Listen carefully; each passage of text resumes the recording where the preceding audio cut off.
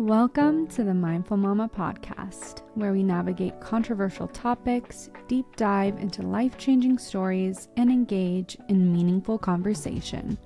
Join us in embracing the beauty of mindful motherhood. I'm your host, Corinne Adele. Welcome back to the Mindful Mama podcast. Today, we have one of my favorite guests on, Miss Kaylee. She's my sister-in-law. This is our second episode together, so this is going to be fun. Today we're going to be chatting a couple of controversial topics that I have been asked to chat about for quite a while. And the first one being vaccines. And I thought, you know what? Who better to chat about vaccines than the woman herself who made me what you call anti-vax. Okay? So Kaylee, you want to go ahead and introduce yourself to our audience? I am Kaylee. I am Aiden's sister. I am a mom. I am a wife. We live down in sunny, beautiful Arizona, where we're broadcasting live from. Yep. And first traveling podcast, guys. I have 3 beautiful boys that keep my life very loud and dirty. And vibrant. Yes. Beautiful. I'm just going to start with the beginning of my story because a lot of people want to know like the story of how I came to the choice that I did for my family. And I have never told that story before, literally ever. So let's start with your crazy sister. With my crazy sister-in-law. Don't leave it out. Don't leave out the little commentaries of how you were feeling. I'll be honest. You know that. So it actually starts with Kaylee's pregnancy. She got pregnant. That fly is going to disturb me. Yeah, we may have to take it down. She got pregnant about 9 months before I did with Israel. So at the very tail end of her pregnancy with Jess, I got pregnant with Israel. And I'm pretty sure in your pregnancy, you started sending me links and you were like, watch this video. It was probably videos, and then I was reading the vaccine friendly plan, and I was like sending you the factoids that I was just like shocked by, because at this point she's early pregnant. Yep, very early, first trimester. And I'm like, oh my gosh, she needs to know this. Yes. So Kaylee starts sending me documentaries. Well, and tell them first where you landed on the spectrum as far as okay. So were you vaccinated? Oh yeah. Did you grow up eating healthy-ish food? So conscious? No. But you used what turned me is my pregnancy. Okay. I had picked up a book that was called oh gosh. Brain, don't feel me now. Woman Code. Okay, so I read this book that was called Woman Code, and it was about this lady who healed herself naturally of PCOS, which any doctor would tell you, you cannot heal yourself of PCOS. And in that book, it talks about your toxin load and the products you use and what you eat, what you're putting on and in your body. And I was like, oh my gosh, this is crazy. I get pregnant, and then I read this article about all of the toxins that were found in the umbilical blood of a brand new baby. Microplastics, crazy things. And I was like, oh my gosh, my body is not my own. My health is not my own. My health is also my son's health. And that was really what started me on my journey. I was also, like she said, in the essential oil realm at the time. It was popping back then in 2018, 2019. And that was also a very health conscious community. And then Kaylee was pregnant, having her first baby, already much more on the health track than I ever was. And she starts sending me documentaries and things.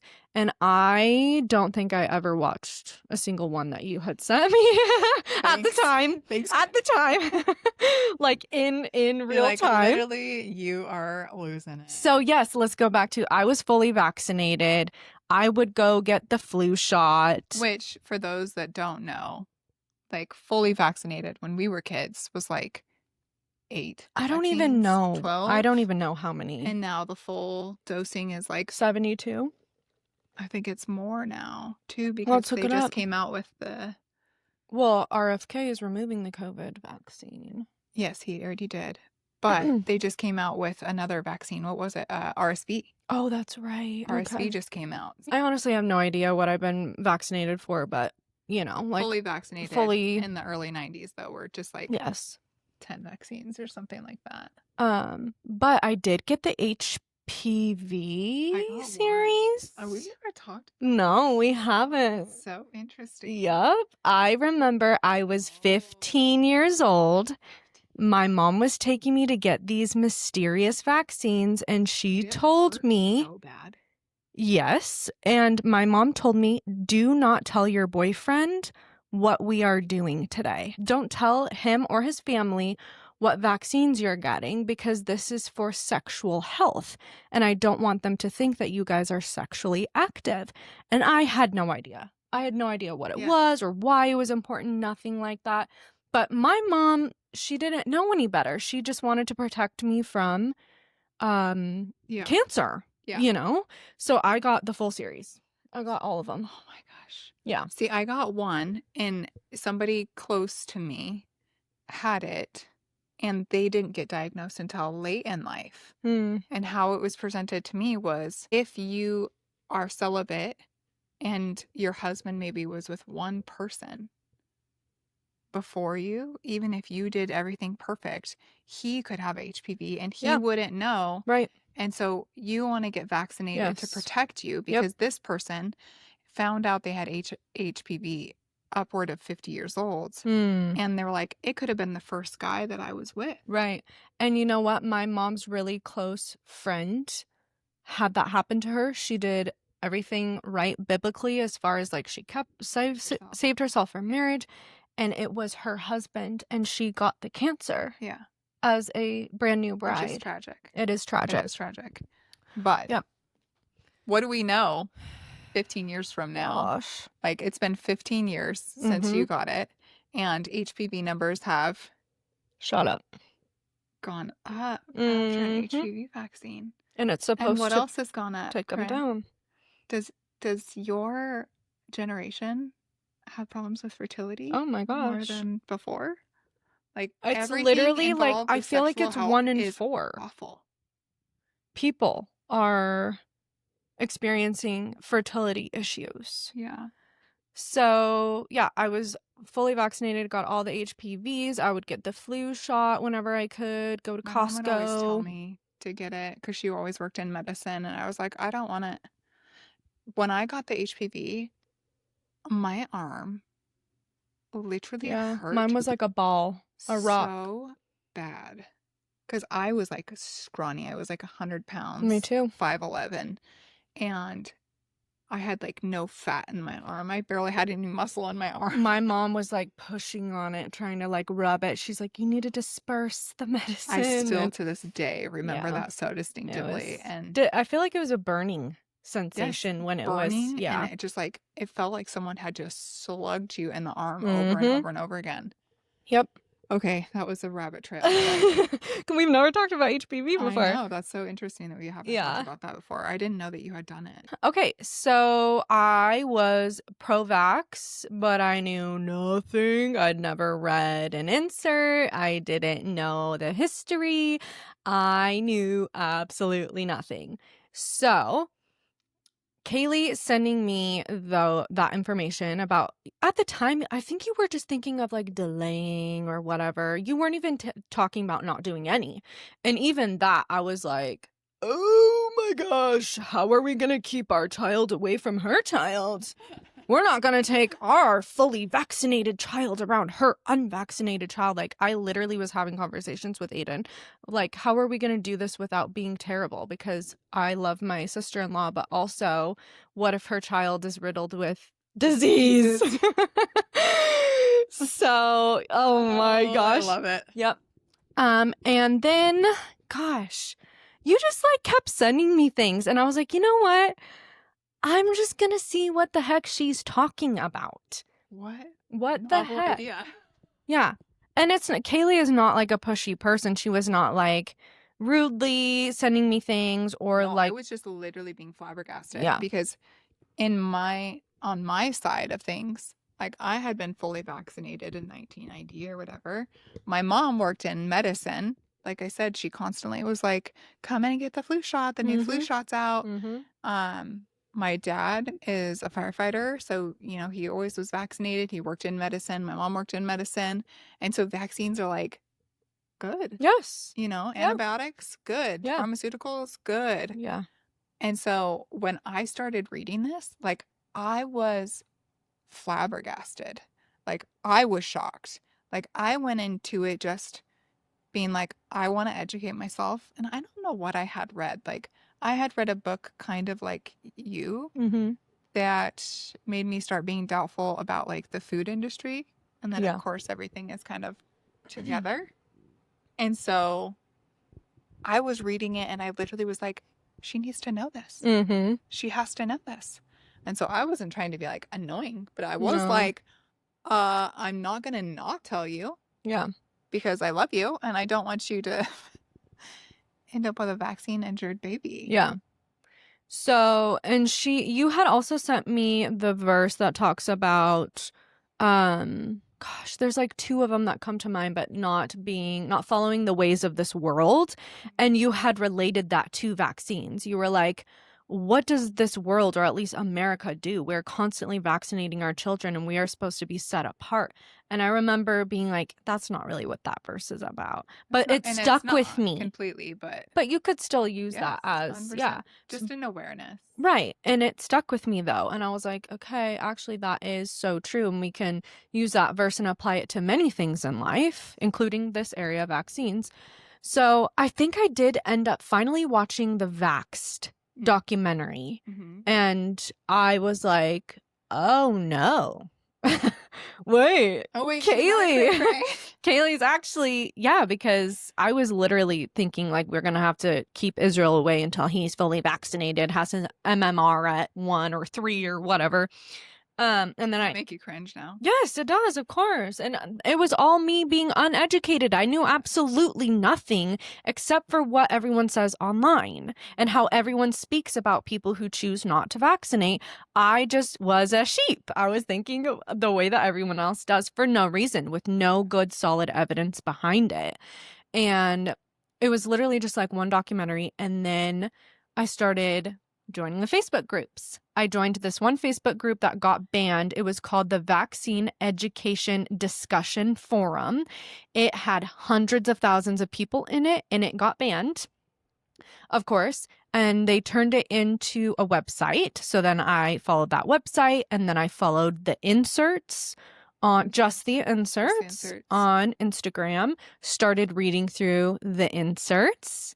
Like literally, I have what I call the vaccine Bible. It's every single insert printed out so you can read all of the ingredients. It's super thick. It's literally like a massive binder. And I was praying about it because I was like, I'm scared. I'm scared to vaccinate because I don't want something to be wrong with my child. And I'm scared not to, because what if something happens to my child and they contract this rare vaccine preventable disease and I'm going to hate myself forever? So I just started praying about it fervently every single day. I had decided we were not going to do the Hep B because it makes no sense to do a Hep B on a newborn unless the mom is positive, right? And chose not to do vitamin K, which vitamin K is not a vaccine, but it's still an injectable. Yes. And so I knew I did not want to do And I had given you the vitamin K. Yes. So we did the oral. I knew for sure I wasn't going to do any of those. And thankfully, we got out of the hospital just fine without being bullied into it. We were bullied, but we weren't bullied into it. And I kept praying because I was like, you know what? We'll just delay. My first plan was no Hep B, no vitamin K, but then we're going to delay. We'll just delay them, and then I'll be picky and choosy about which vaccines we choose to do. Which manufacturers. Yes, and which... Because manufacturers do different amounts of aluminum and formaldehyde, and there are cleaner, not cleaner, but like less horrible options. A little bit less horrible, yeah. Say it that way. So I started asking my local Facebook groups about delaying schedules, started talking to my chiropractor who doesn't vaccinate, started talking to my friend Erica who had made a post about how she didn't vaccinate. And I was like, oh, she's a safe person. I'm going to message her. Messaged Dr. Haley, asked her about her story.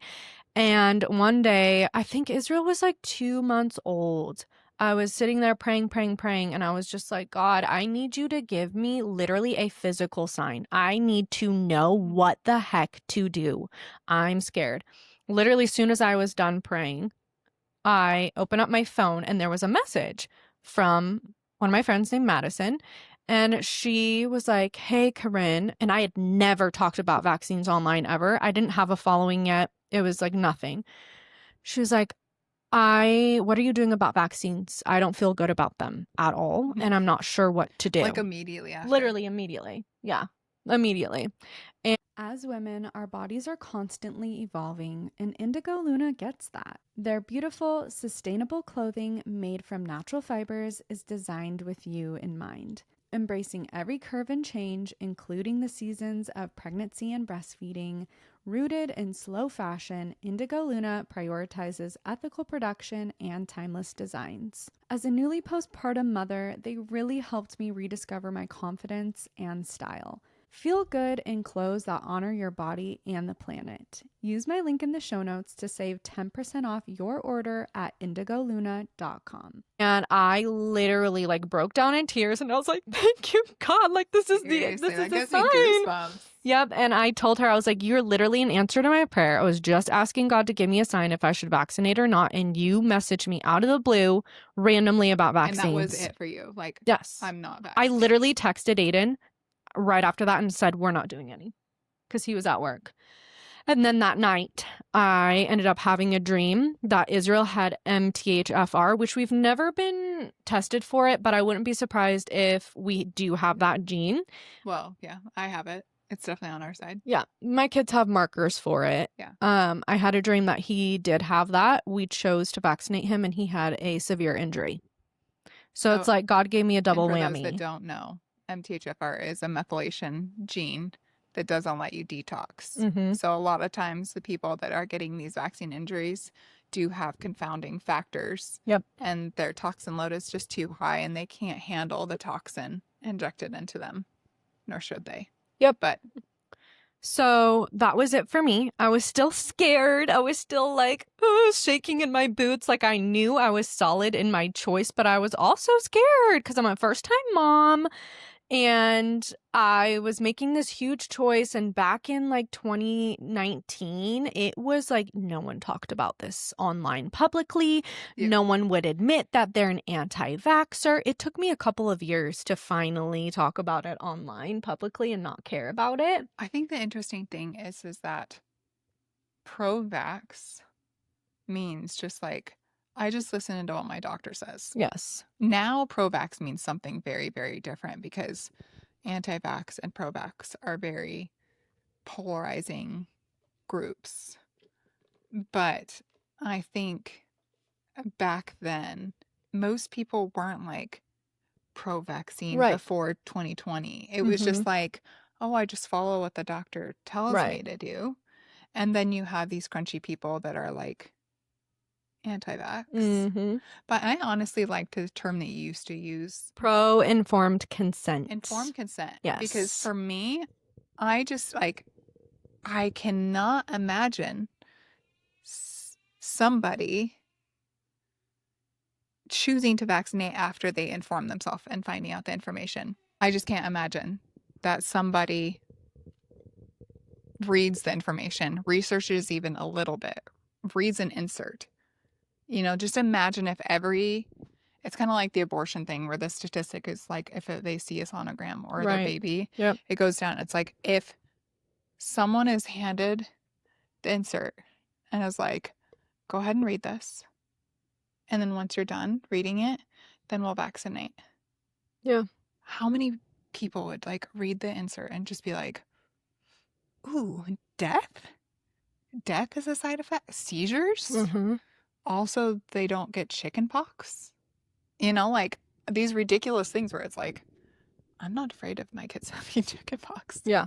I'm not. I know that there's like strange, crazy side effects that can happen, rarity. And look, I am the person that gets the rare,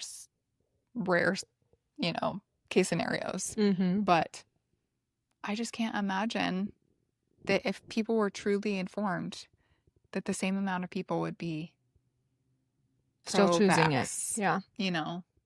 I think the biggest rebuttal that I see from people who say they've read the inserts, because a lot of them are starting to say, I have read them. I believe you. Is that it's in such minute doses that it doesn't matter. And I've been seeing a lot of people say, oh, well, there's like lead and stuff in our food. And my response to that is always, there is a massive difference between injection and ingestion.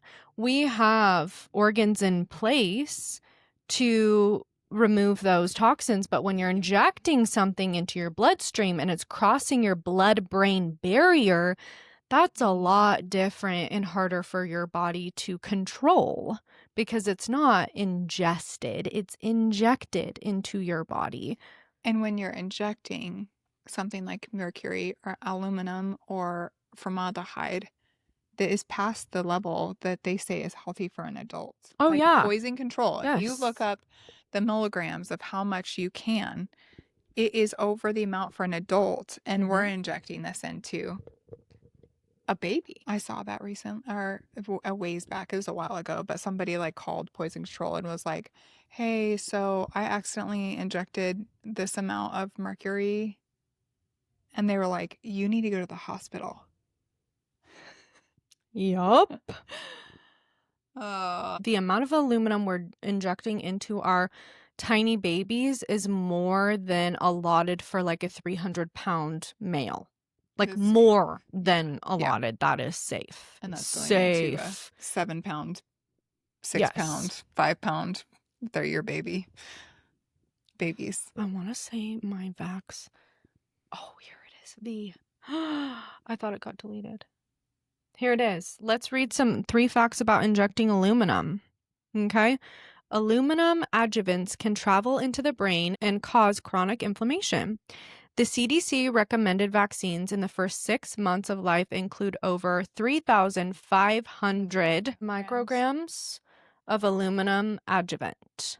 The NIH does not have a single study supporting the safety of injecting aluminum. Wow, interesting. So the other thing that I always tell people when it comes to this decision, because my intention with this podcast episode is not to convince anybody what to do. I am not telling you to inject or not inject your child.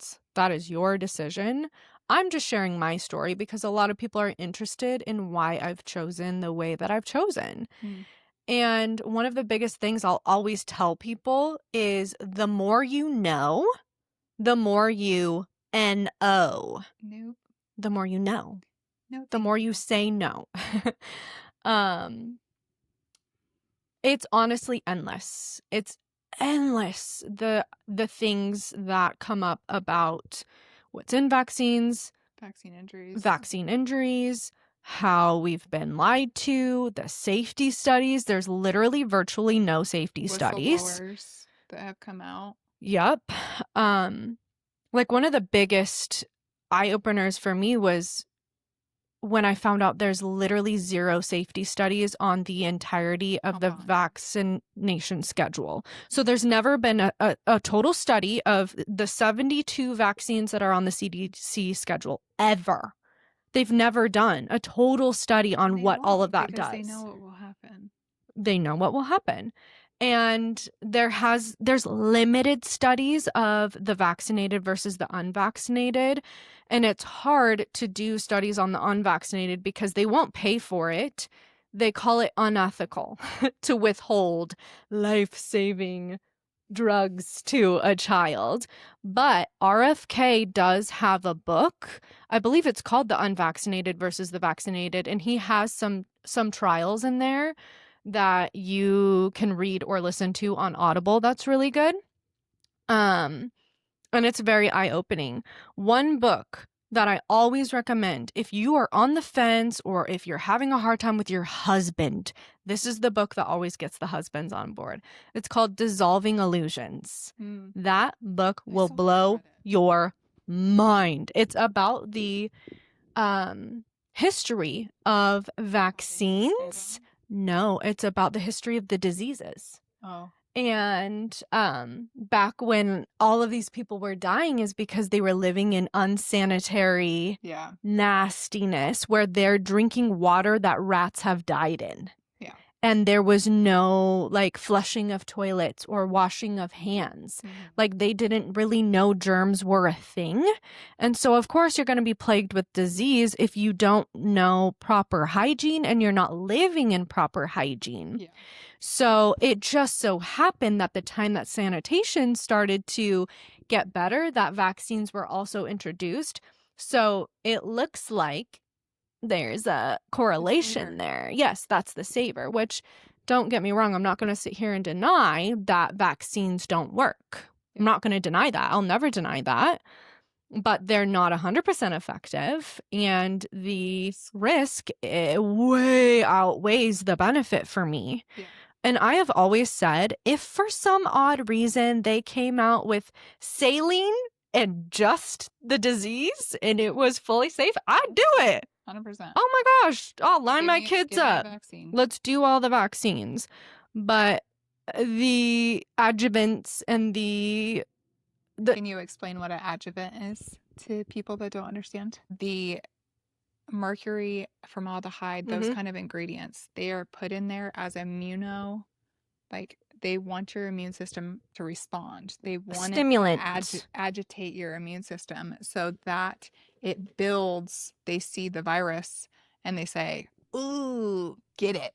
Right. And so that's what makes it aggravate your immune system is these heavy metals and these formaldehydes and stuff like that. And that's why it works. Yes. Yeah.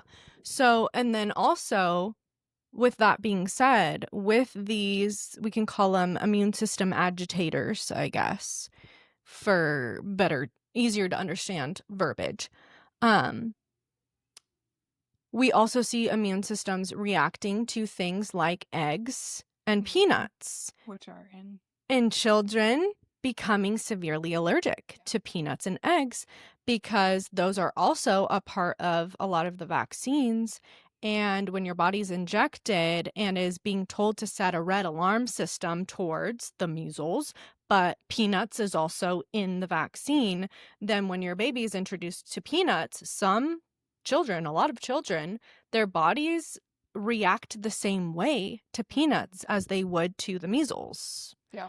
And so then we have this high increase and uptick of children being severely allergic to peanuts and eggs and things like that. So I think one more point that I really, honestly, this is the thing that really took me over the edge in my decision is that I am pro-life. I am completely and totally 100% pro-life.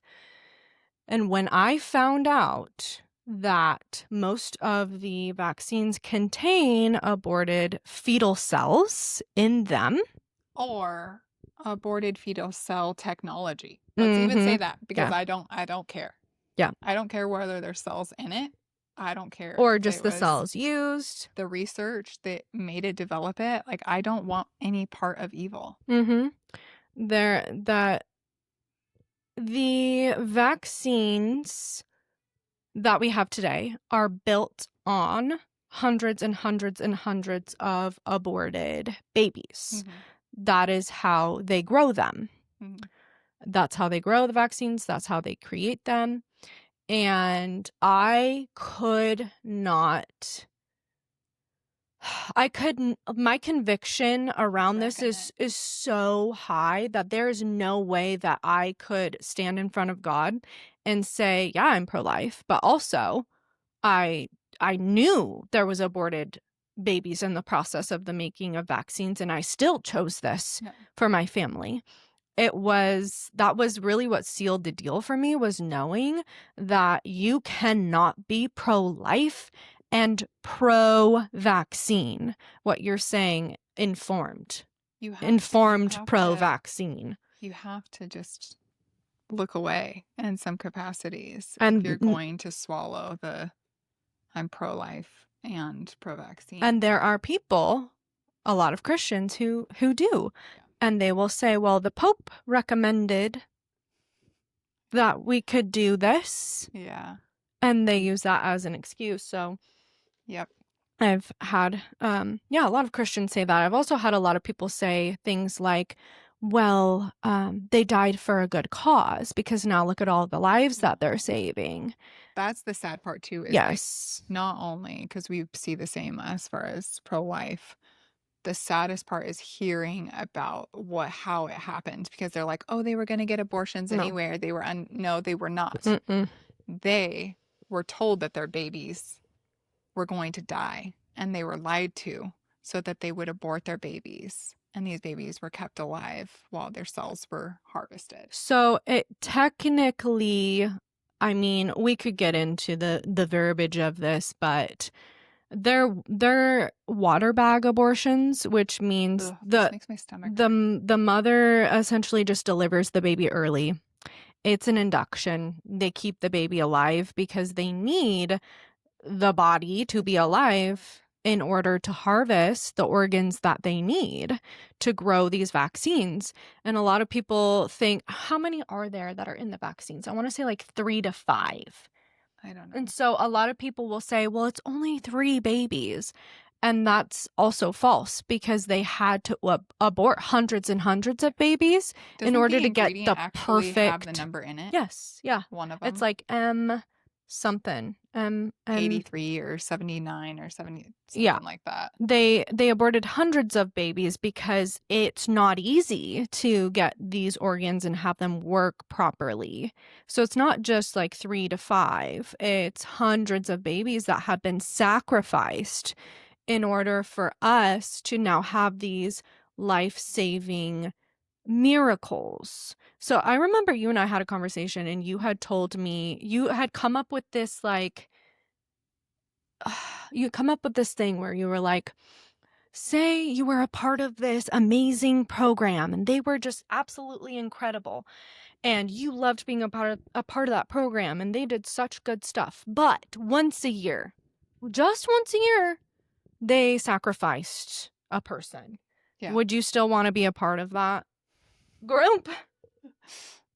No, thank you. Nope. So it's the same thing with vaccines. Like, we're telling these people that, vaccines have saved all these lives, and I'm also not going to deny that as truth, but at the expense of all of these other babies. And as someone who's pro-life, I cannot partake. I will not partake in anything that does that. So that was another thing that really sealed the deal for me as far as that goes. But I just would find it incredibly hard. For me, I read the vaccine-friendly plan, and that kind of, I think that guy has completely changed his stance. He has come out and said he would not do any. Yeah. Yeah.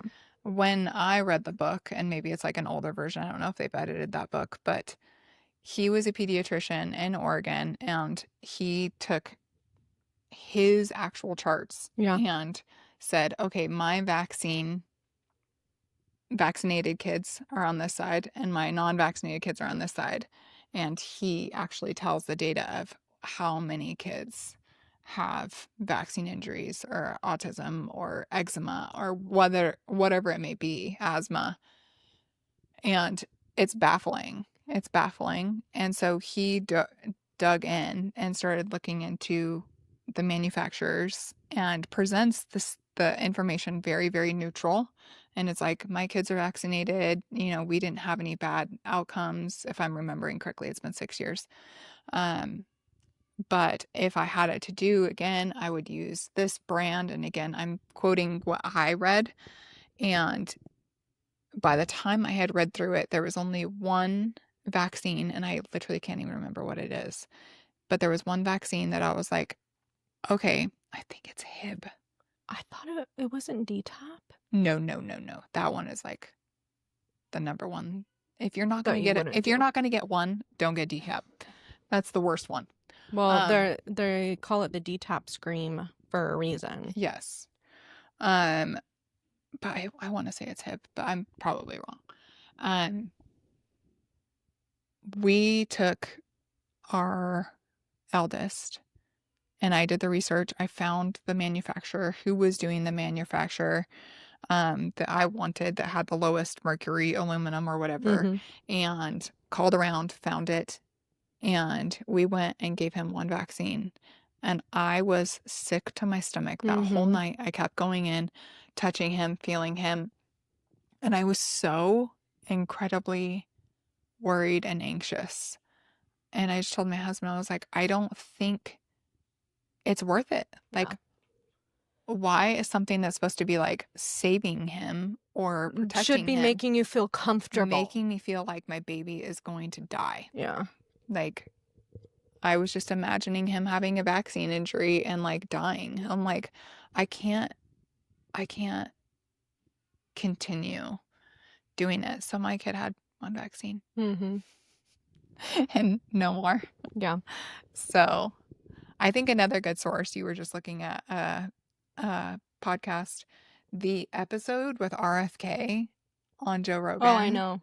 That would be up there. It's because a people good way to step into it. It's harder to get someone to read a book, especially. It is. But like if you turn on this podcast and you turn it on 2 times speed, it's a longer podcast, but you will be shocked. You will be baffled.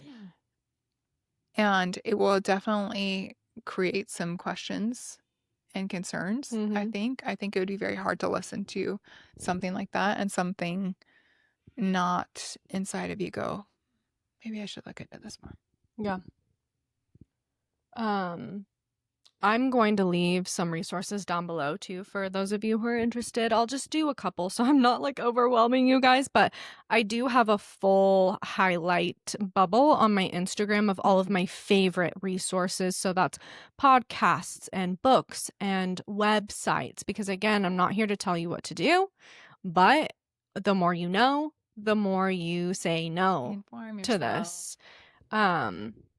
Trust me, I have been the terrified first-time mom. I was like, am I making the right choice? I literally, before I had made this decision, was going to not see my sister-in-law for an entire year because I was so pro-vax, like I've literally been the person. I have been that person before I knew anything. And it was just the loving kindness of a family member who was just sending me information that changed everything for me. And now that I'm 6 years down the line of being a mom, I'm so confident in my decision. Like, there's no way anybody could ever change my mind. You should feel that way too. I feel like that's, if you settle in pro-vaccine land, like, do it with the utmost knowledge. You should be able to quote studies. You should be able to say, and not just the CDC website. The CDC website is like too. Yeah.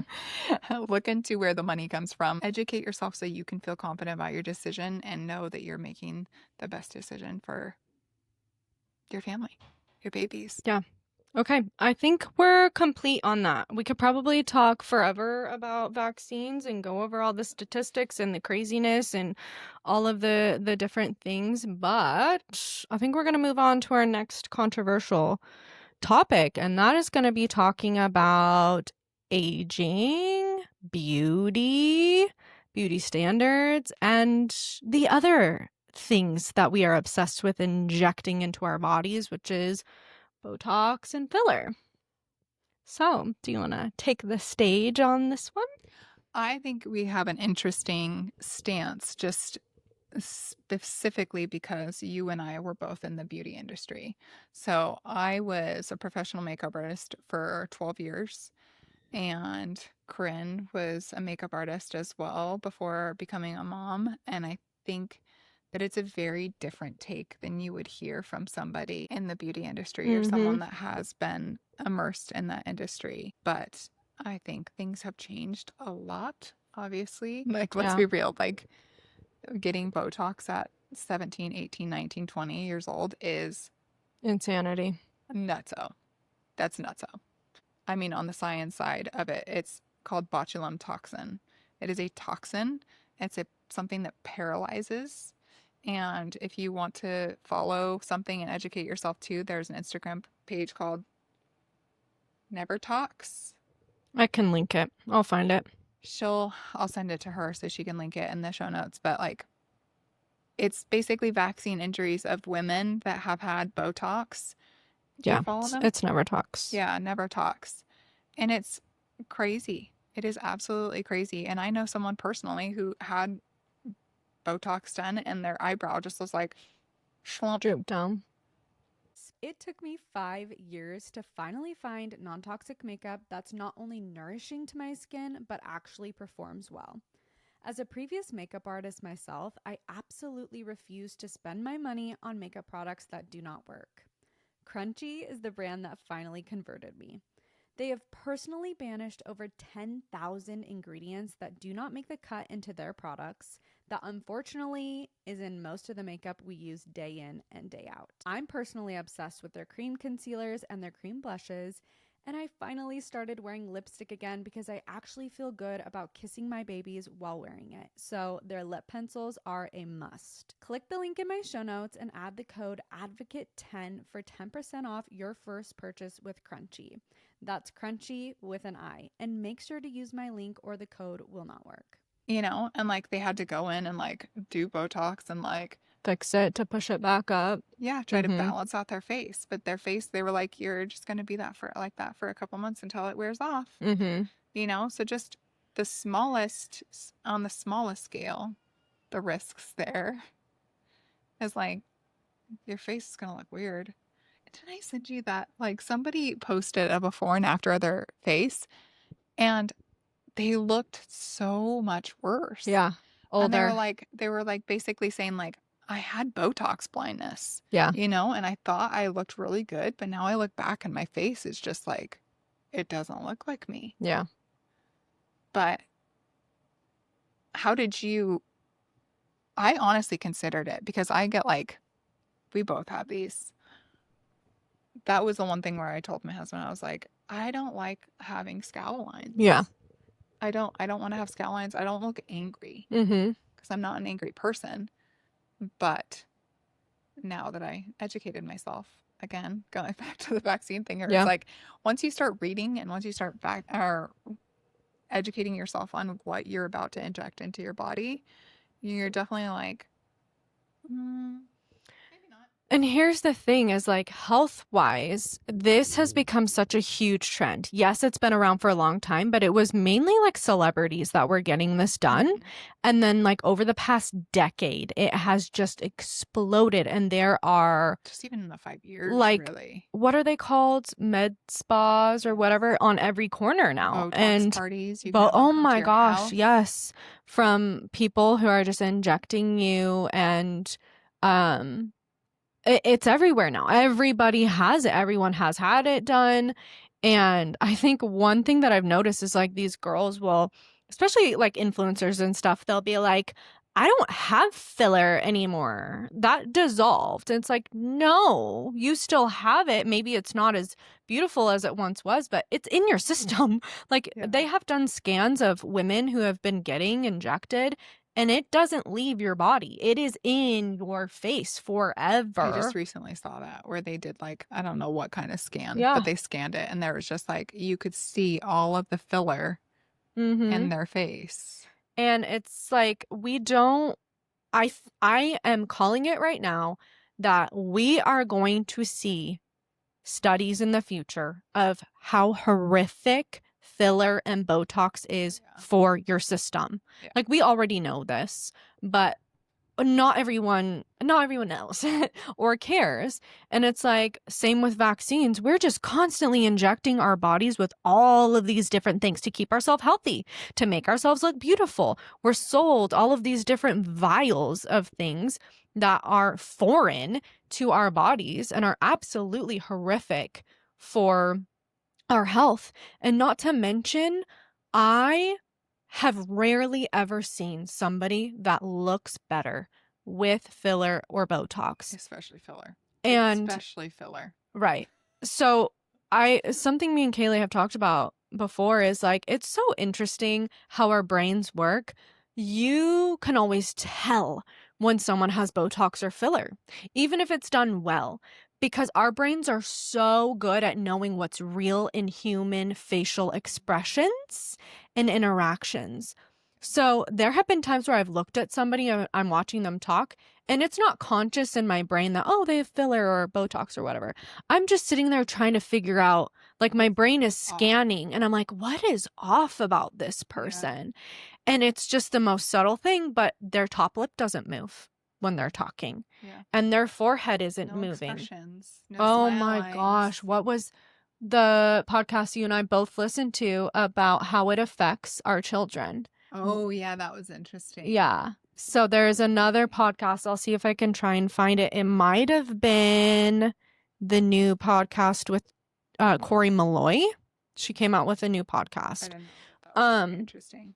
Talking about what filler and Botox is doing to our children. Like the psychology behind not having an expression. Face when you're with your children. Yeah. So our children are our mirrors, and they look at us and we look at them, and they learn how to smile. They learn how to grimace. They learn their facial expressions by studying us. Mm-hmm. So if our eyebrows aren't moving and our top lip doesn't move and we can't smile, and when we smile, we look like we're crying like this, that's what our children are going to look like.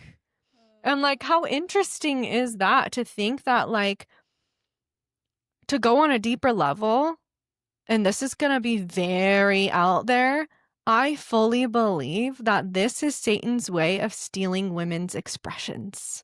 Yeah.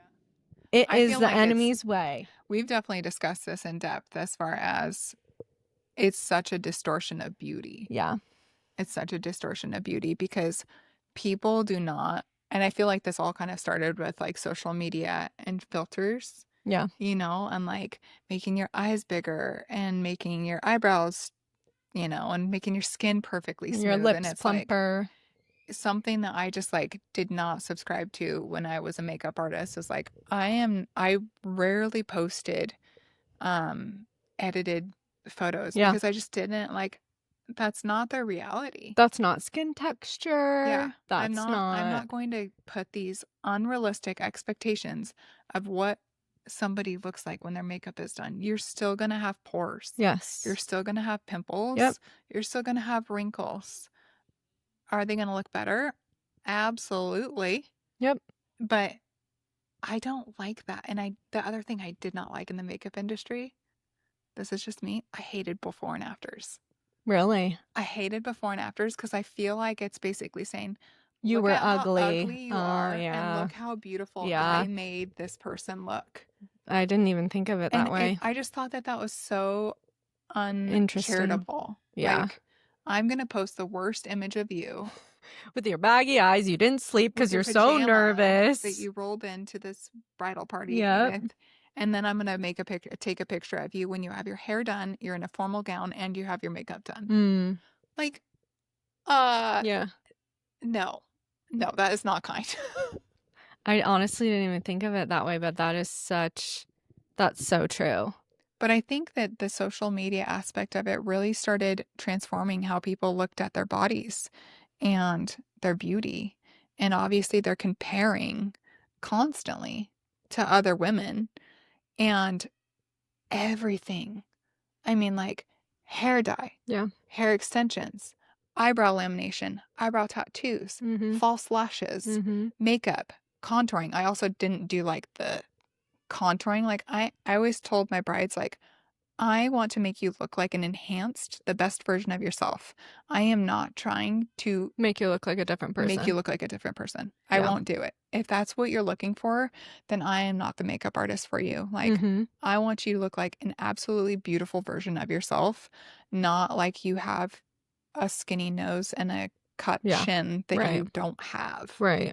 You know, but that became the beauty standard. Like, kind of when you got into makeup too, that really heavy makeup, highlights, contour, you know, baking. And it just took on this shape of like, I don't want to just put on makeup. I want to transform my face. Yeah. And then you had, you know, all the things that I listed, and injectables and Botox, and we would get spray tans and like veneers. Don't get me started on veneers. Oh my gosh. There is no blindness. There is no blindness. Like veneer blindness. Veneer blindness and lip blindness. Like the injectables, like I don't know how people look at themselves with veneers and fake lips and like think that looks good. Like, you have a little lip. Guess what? You're still gorgeous. You make your lip go like this. It does not make you a more attractive person. Yeah. And it removes all uniqueness. Yeah. Like, God created us, everyone differently. And I think it's really sad that we're like, not only the emotion thing that you're talking about, kids, but like, how sad is it that like our kids won't see themselves in us? I know. Well, we're also teaching our girls. I have 2 girls. I would be teaching my girls that they are not perfectly beautiful the way that God created them to be. They need to do these things to themselves in order to be beautiful. It's a self-worth issue. Like, I think a lot of women struggle with self-worth. Their self-worth is not in Christ. Yeah. It is in the way that they feel about how they look. And this is also going to be a very controversial thing for me to say. Keep it going. But it really shows the confidence that women have in themselves when they are constantly changing their faces, their bodies. I think that there's no other, like, confidence is so just bold and attractive. And when you are choosing to be confident in the way that you look, even if it's not the beauty standards of the world, like, that is so much more valuable than sitting here and injecting yourself. Like, of course, do you think I love having a thin lip? No. You think I love having flat boobs after I've breastfed 3 babies? No, but guess what? I'm choosing to love myself no matter what. Well, and it's part of your story. Like, it's part of your uniqueness. It's like, that's your genetics, is that you have small lips. And that we nursed babies, and your boobs don't stay where they were. And why do we have to create this, like, false pretense that we need to be absolutely perfect, that we can't age, that we can't have bodies that are changed? Like, our lives, our bodies, everything has been completely and totally irrevocably changed because we're moms. Like, every smile on my face, or every line in my face, is a smile, is a cry, is something. And I don't want to erase that. Yeah. There's something much more beautiful about looking at a woman with white hair and some wrinkles and her just having the confidence. Yeah. And being comfortable in her skin. And aging gracefully. Versus and allowing yourself. The old woman who looks like she's trying to be 23. And everyone knows that woman, and everyone rolls her eyes at that woman. Like, it's sad because it just speaks to the insecurity there. Yes. And obviously every person has insecurities. Like, Corinne and I have just talked about this in depth about how disgustingly insecure we were as teens. Yeah. But like, it's just a part of life, is growing and realizing like you are not perfect. Yep. And, you know, speaking life over your body is like, there's power, life and death in the tongue. Yep. And if you constantly are telling yourself, I'm fat, I'm ugly, not only, especially if your kids are hearing that, that's horrible. But like, what you say about your body is what you're going to believe about your body. So and just choosing to not focus on your insecurities too. Like, that sounds so simple, but I don't even notice my thin lip anymore. I don't care that I have smaller boobs anymore. Like, because that's not where my self-worth comes from. Kaylee's in the corner nursing a baby, so I am going to finish up my thoughts over here. I have never been more confident in my life than being a mother. And like what Kaylee was saying, like, we were both such insecure little girls. Like, I remember, like, literally being so insecure at the fact that I had a freckle on my leg, and I didn't want the boys in my middle school PE class to see that I had a freckle, because to me that was an imperfection. Yeah, gasp. Oh my gosh. And I used to think that I had hairy arms. Like, yeah, I've got brown hair. I have dark hair. I have dark body hair, but I don't have, like, no one across the room could look at my arms and be like, oh my gosh, she's a beast. And getting married to my husband and then becoming a mother has just instilled so much confidence in who I am, and has really just shown me, like, what actually matters in life. Like, does it matter that I have a thin lip? Nope. Honestly, I don't give a crap about that anymore the way that I used to. I used to hate my bushy eyebrows, and now I don't pluck them. I don't pluck them anymore. I actually get a lot of people who are like, is that on purpose? And I'm like, honestly, it kind of just hurts too much to pluck them, so I just leave them now. I don't care. I actually did think about waxing them for the summer just to see if I like them a little more shaped. But I haven't plucked them in years because I don't care, and my confidence doesn't come from the way that I look. And that's not something that we should so heavily focus on in our life. It's just not what gives us value. Our relationship with Christ and what he's done for us on the cross is what gives us value. And I just want to read this Bible verse that I just love so much. So Proverbs 16:31 says, gray hair is a crown of glory. It is gained in a righteous life. And I think that's such a beautiful verse to remind us that it is smile lines come from smiling. It's just such a privilege for us to grow old and to show signs of aging, and for, the Bible to say gray hair is a crown of glory. It is gained. Your gray hairs are gained. Your smile lines, your 11s, your stretch marks are gained in a righteous life. And how privileged are we to even have gray hair? Not everybody gets to grow old the way that we do.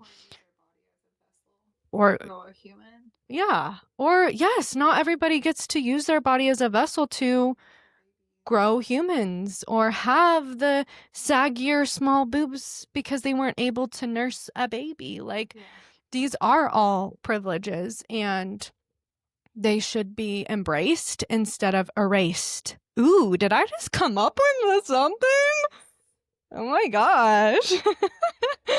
So, yeah, this all comes from love. This is not coming from judgment. A lot of, when I see women and they've got these bubble lips because their filler has migrated, I am kind of like, girl, do you not notice that? But from the depths, it's not a judgment. Why do you want to change yourself so much?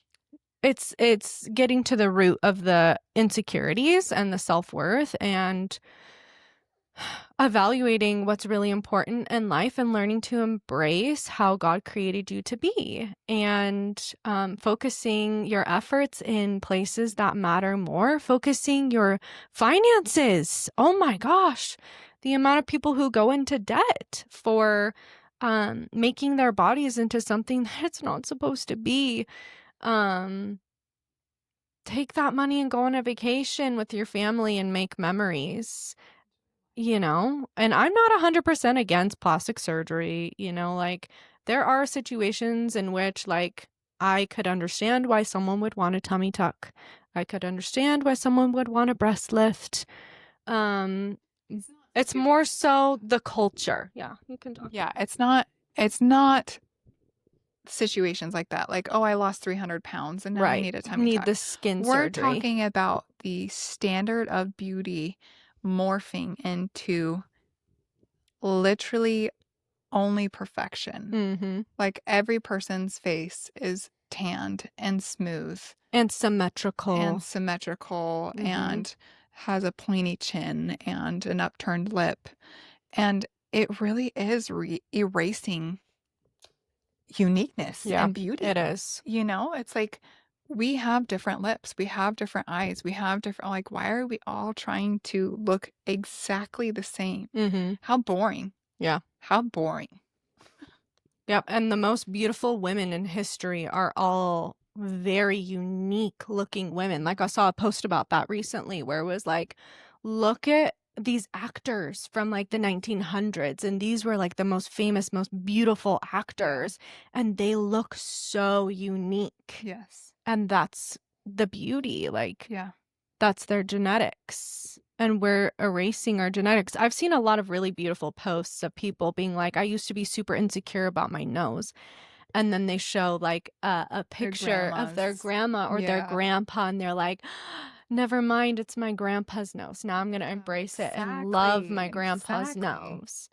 And I've actually also seen a lot of women make these cute posts too about like, I was super insecure about my ears until I saw them on my daughter. And now those are my favorite feature of her, you know, and I hope that she always loves her ears because that's my favorite part of her. Yeah. Or that's so sweet. Whatever it may be. So yeah, it is. It's not this total hate of like plastic surgery in general, but more so the culture and what are we teaching our daughters?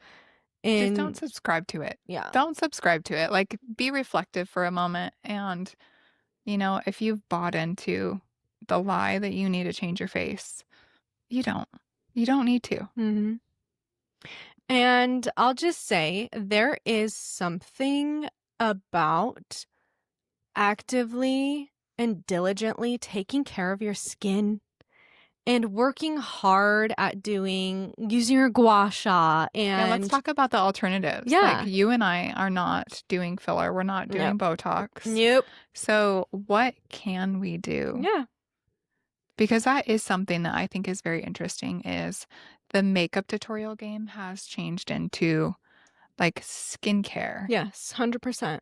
So you have these like young teenagers. Like, the last time I was in Sephora buying, they're all buying Drunk Elephant. That's like the fad right now. Is Drunk I'm like, Elephant. why is a 13-year-old buying $75 skincare? That's nutso. That's not normal either. I feel like, yeah, that's probably not a rant I need to go on. But like, let's not teach our teenage girls that they need skincare at 14. I mean, they can have a face cream that's, 100%. Like, start taking care of your skin. Yeah. That was something I heard when I worked for MAC Cosmetics, was like, one of the trainers was like, start using anti-aging products before you're aging. Right. Because it can't reverse, but it can actually help prevent. Right. So prioritizing good skincare, especially good skincare that doesn't have toxins and phthalates and hormone disrupting, causing more issues to your body. Yep. So, what else? I'll just say some of the things that I'm trying to do because I'll be 29 in July. And I also just have really, really good, like, young genetics. I look a lot younger than I actually am. Same with my mom. So genetics are definitely part of it. But there are things that you can do that I have implemented. So there's a gal that I love. Her name is the Beauty Shaman on Instagram. And she does these crazy massages on her face. I don't think it was you. I've started to do one of her exercises for yoga. Yes, it's face yoga. Yes. And you do like these 3-minute routines every night of just using your facial muscles and your neck muscles to make your cheeks a little plumper, or so that your neck isn't aging as much. It's also so good for lymphatic drainage. That's what I was going to say. So she does lymphatic drainage massages. as well as using the gua sha. The gua sha feels so nice to use. So if you can get yourself a good nighttime routine with a really good clean facial oil that's good for your skin type, start doing lymphatic drainage massages and face yoga. Those are all like free pretty much. You could use coconut oil if that works good for your skin. I don't know, but we can do all of this stuff for really cheap. You have a pretty gua sha. I have 3 boys, as mentioned. I'm not buying a jade gua sha. Do you have a stainless steel I one? bought a stainless steel, and it was literally like $3 on Amazon. So all to say, you can get a stainless steel gua sha, and they actually have body ones too for cellulite. It feels so good too. At the end of the day, like facial tension, like I'll just sit there and like not be gua shaing. I don't know if that's the right term for it, but just like running it on my jawbone and like forehead where I have tension. Especially when you're sick too, to just kind of like get the pressure out of your nasal passage and move it downwards and help it drain. A lot of people actually like to keep it in their fridge or freezer. Oh. And that's nice to help like puff your face. And then something that I haven't been too terribly good at but need to do better at is the frownies. So there's a product. I love frownies. Yep. Kaylee loves frownies. I love them too. So they're basically like a cast that you make on your forehead, or I've seen how you can do it on like these lines on the side of your face. Basically what it does is it helps relax your muscles at night so that when you take it off in the morning time, it smooths your fine lines. It doesn't let you. Yeah, it doesn't let you grimace, or it literally basically is giving your muscles and your skin a rest as you sleep. And it really works wonders. Like my forehead looks like glass after a night of wearing frownies. It's incredible. It works. And if you're consistent about it and you put the work in, it will work. Same with face yoga. Face yoga is not something you're going to notice immediately, but over months and years of doing face yoga, you see a big difference in it. So I think, like we can have beautiful skin. We can have the plumper cheeks, but it takes a long time and it's a very subtle difference. It's not going to be an overnight injection. And that is like goes into a whole nother topic that we could go into about like instant gratification, like skincare and taking care of your face and skin's not instant gratification. It's time. It takes a lot of work. I actually saw this picture of a delivery woman. She like delivered packages for a living for years. And one side of her face was where she was driving. The other side wasn't. And it was just like showing sun damage and how important SPF is for our skin. So if you can find a really good clean SPF, I love Primally Pure's. I just got that. I also use Crunchi skin tint. It's fantastic. Yeah, when your foundation has it built in, it's the phenomenal. Most convenient. That's the only way I remember to do it. Yep. And then the other thing that I've implemented is a silk pillowcase at night for hair and skin. Yep. Love it. I got it on sale, I think Black Friday on like Brooklinen or something like that. So yeah, having a good skincare routine, not filling your body with toxins, doing face yoga, frownies. Like diet. Yes, and diet. Collagen. Yep. Let's talk about collagen because that one, if you listen to my last podcast with you, I went through mold toxicity and it really wreaked havoc on my skin and the elasticity of my face. I aged tremendously, but when I started using collagen, that really, really helped with like the vibrancy of my skin and my elasticity. Like I could see the droopiness of my skin change. It's not a miracle product, but you improved your own skin by taking a good. What collagen were you making your own, or did you have a powder? No, I did the Great Lakes. Okay, so I think you used. Yes, I take collagen every night in my tea. It's just really good for your body in general, but it's like I don't even want to call it a supplement. It's not a supplement, it's a food. Yeah. It's like an internal skincare. So there's a lot of like internal things that you can do, like taking really good omegas. Omegas are fantastic for your skin if you get a really good like third-party tested one. What else? Just diet is really, really big. Like getting your skin out in the sun as much as protecting your skin against harsh UV. Also, like getting out in the sun and getting your vitamin D and being healthy. Being healthy is going to help your hair and your skin look better. Yes. Yes. Our podcast friend. But I will say about the frownies, going back a little bit, like I mentioned that I hate like The my 11s? like angry lines and they get really bad. I must grimace in my At night Mm-hmm. because when I'm using my frownies religiously, like they're gone. I know. It's totally gone. Yeah. But and then you have to stop for a week and they start coming back. I didn't see it that quick. Honestly, I used them for like almost a year straight. Oh, wow. And I think it trained my face to not do it at night. And it wasn't until recently with him Yes, and not the sleep deprivation sleeping. that I think I'm like grimacing again. Yeah. And so I've noticed that they're coming back. So I'm just going to be really, really good about it and start doing it every night again. So Kaylee has pretty much erased her 11s because I don't see them in at all.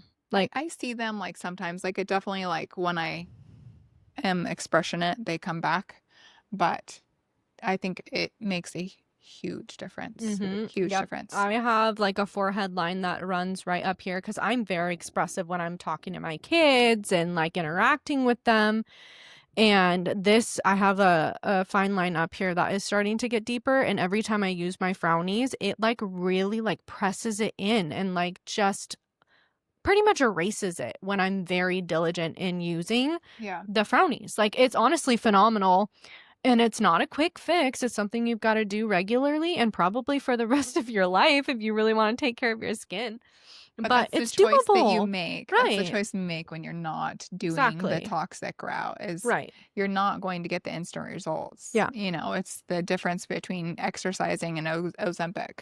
It's like, do you want to do an injection or do you want to go work out?